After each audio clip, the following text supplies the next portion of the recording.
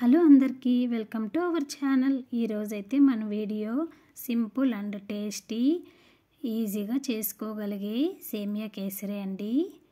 దీనికోసం ముందుగా stove on చేసుకొని ఒక కడాయి పెట్టుకొని 2 స్పూన్లు నెయ్యి వేసుకోవాలి. నెయ్యి వేడెక్కిన తర్వాత మనకు నచ్చినటువంటి డ్రై ఫ్రూట్స్ని వేసుకోవాలి. నేనైతే బాదం, జీడిపప్పు, బ్లాక్ కిస్మిస్ అయితే వేసుకున్నానండి. ఇవంతా నేతిలో ఒకసారి బాగా వేయించుకొని పక్కకు తీసుకోవాలి. అదే కడాయిలో మరో 2 స్పూన్ల వరకు నెయ్యి వేసుకొని సేమియా అయితే వేయించుకోవాలి. నేను 1 కప్పు సేమియా అయితే వేయించుకుంటున్నానండి. సేమియా అంతా నేతిలో బాగా గోల్డెన్ బ్రౌన్ కలర్ వచ్చేంత వరకు వేయించుకొని ఒక ప్లేట్లోకి అయితే తీసుకోవాలి.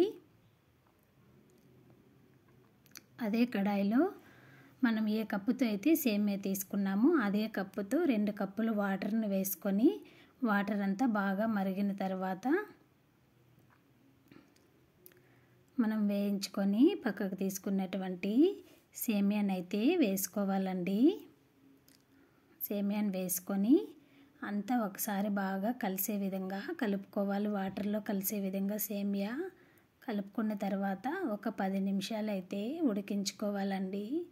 ఈ సేమియా కేసరి అయితే మొదటిసారి చేసేవాళ్ళు కూడా ఈజీగా చేసుకోవచ్చండి. మరి ఎప్పుడైనా స్వీట్ తినాలనిపించినప్పుడు క్విక్ అండ్ ఈజీగా ఈ రెసిపీని అయితే మనం చేసుకొని అయితే తినేయచ్చు. చూసారా, బాగా దగ్గర పడింది సేమియా అయితే. ఒకసారి అయితే ఉడికిందో లేదో చూద్దాము. చూసారా, సేమియా అయితే మెత్తగా ఉడికిపోయింది. ఈ విధంగా ఉన్నప్పుడైతే ఉడికిన తర్వాత మనమైతే చక్కెరను అయితే యాడ్ చేసుకోవాలి. 1 కప్పు సేమియాకి 3/4 కప్పు చక్కెర అయితే సరిపోతుంది.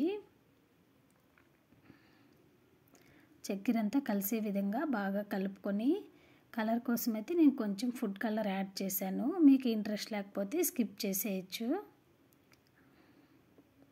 వేసుకున్న తర్వాత కొంచెంసేపు అయితే బాగా కలుపుకోవాలి. కలుపుకొని బాగా దగ్గర పడేంత వరకు ఉడికించుకోవాలండి.